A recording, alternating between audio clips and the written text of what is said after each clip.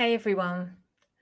Today I'm going to talk to you about something that has actually impacted me and I know businesses around me in many, many ways. When should you say no to doing something? Now, when we all started our business, I know I'm speaking from personal experience here. I said yes to a lot of stuff.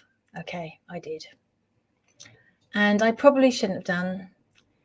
But 2020 vision is fabulous, and I now know that I shouldn't have agreed to some of the things that I did agree to in the past.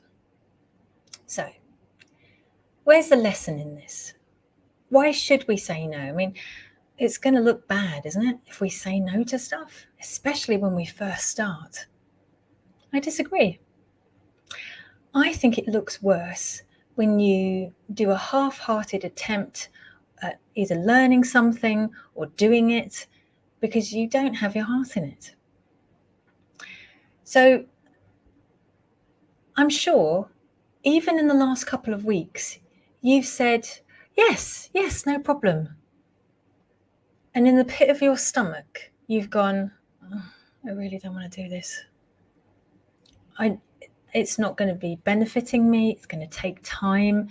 I'm going to have to put off something to make this happen. And we all seem to do it. So I'd like you to have a real think about how you can overcome this. How can you stop this from happening? That push button repeat, which we all do. I know we do. Okay. And so one of the ways I managed to stop doing this is I put it up on my terms and conditions on my website. So obviously on my website, I have my services and that tells people what I do. And now I tell people what I don't do. So I'm not a graphic designer. No, I'm not a website developer.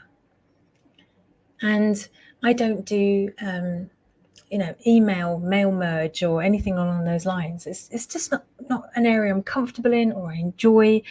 There are much better trained professionals who can do a much better, more conscious and conscientious job. So maybe you need to start thinking, how can you really refine your message? And not just by telling people what you actually do, but telling them what you don't do as well. Bit of a challenge, isn't it?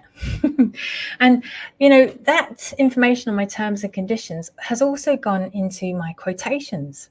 So I now put on my quotations the stuff I don't do.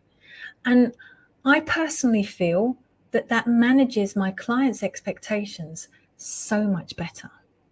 And it kind of reminds me as well, you weren't comfortable doing this. You didn't enjoy doing this.